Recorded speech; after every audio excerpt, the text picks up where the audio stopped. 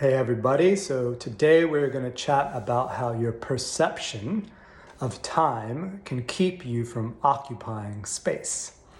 And if you're one of the materialist types, or if you're very scientific or even literal minded, you might be saying something like time is a constant, it doesn't accelerate, decelerate, it just is one constant thing, then that might be true from a quantifiable objective laboratory setting, but our actual human experience of time isn't like that at all. It's actually, time is incredibly malleable. You have experiences where if you're having a lot of fun with your friends, time flies, like 3 hours go by. You have experiences where time drags and maybe you get incredibly bored and antsy. And it ebbs and flows between all kinds of iterations between those two spectrums. And what you want to do, because you don't want to be a victim to time, and you definitely don't want to be a slave to it. So you have to develop a practice that will allow you to disrupt time and disrupt your perception of it without the use of psychedelics or anything like that. You want to be able to use the tools you have on hand and use it as a way to stop viewing time as linear and experience it as something circular. So another way to think about this is if you have the past, the present, and the future, you want to be able to collapse that into one singular now. And you definitely can do it, and we'll chat about a little bit later about how you can do it.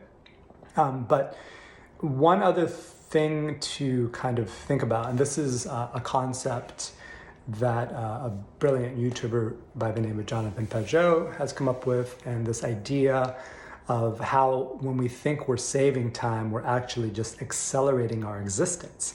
And we're doing this because when you involve technology, when you involve convenience, when you involve modernity, you don't save time. You end up taking spaces and you compress spaces together and you accelerate your existence. And I hope this little example will make it clear. So if you think about transportation, so think about something, how you can pick up your phone now and call an Uber, a Lyft, a taxi, get things delivered to you, call one for your friend.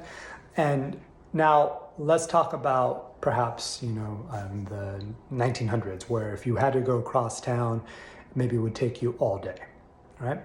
Now, instead of it taking me all day, I can not only go across town, you might be able to go to the gym, you go to your favorite restaurant, you'll go stop at an office somewhere, talk to somebody about a project, you'll go to your favorite coffee spot and get your coffee, and then you'll jump back, on the road and you'll head out back to your house and you'll do all of that. So you've taken all these spaces and you've compressed them. And that's what you've done. You've accelerated your existence. So you actually haven't saved any time. You've just, through technology, you are now able to do more, and you're compressing these locations that normally are very far apart into this close proximity. And that's important because, if you have the feeling like you're not like saving time, it's because you're not. You're just accelerating the way you perceive reality, and it becomes very time oriented. In fact, you might even say things like, all right, it's going to take me 20 minutes to get there, 10 minutes to get there, 5 minutes to get there. I'll have 10 minutes to drink my coffee, 5 minutes to get back on the road, and 20 minutes to get back to wherever I have to be. And now you stop occupying those spaces because now you're just viewing everything in this time-oriented manner, which, as you know, can lead to this frenetic feeling of being on a merry-go-round that's like out of control. Even though it's convenient, even though it feels like you're doing more, you're really not saving any time. And this is important because if you allow that to continue and you don't have a way to disrupt that, if you don't have a way to stop that, then you're going to have a difficult time gaining any insight into your life or the people around you, or communicating, because not only can the acceleration of time keep you from occupying spaces in the physical, keep you from occupying spaces in the physical world to where you're just going from place to place and not really experiencing it. But it can also mess with your mental spaces in your mind. And here's an example of that. So let's say that you're at work and you have 30 minutes to get off of work. And you get a project in your inbox and you know that this project is going to take you at least 90 minutes. So now you start thinking to yourself, all right, I'm going to be behind schedule when I get home. I'll have to go to the kitchen. I'll have to go to that space. I have 10 minutes in that space. And then I'll have to go shower. And then I'm behind schedule. So I'll do a quick shower, 5 minutes, and then I'll go to the couch and I'll try to watch my favorite show, but I won't be able to watch all of it in that space. I'll just watch half of it.